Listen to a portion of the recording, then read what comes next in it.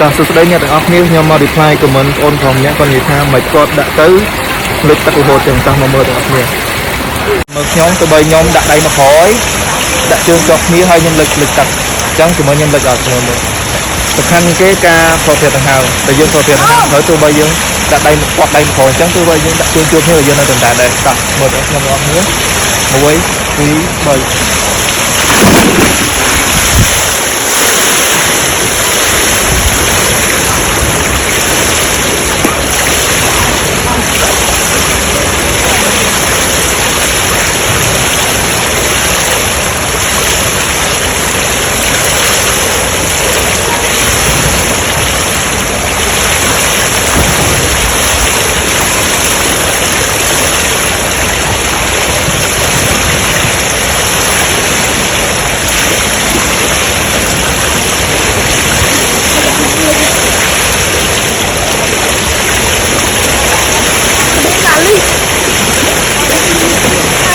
ខ្ញុំនឹងអស់គ្នាទៅបីដៃខ្ញុំទៅក្រោយហើយជួយខ្ញុំជាប់អញ្ចឹងខ្ញុំអាចស្ទប់ដង្ហើមបានហើយខ្ញុំមិនដាច់លើទឹកបាន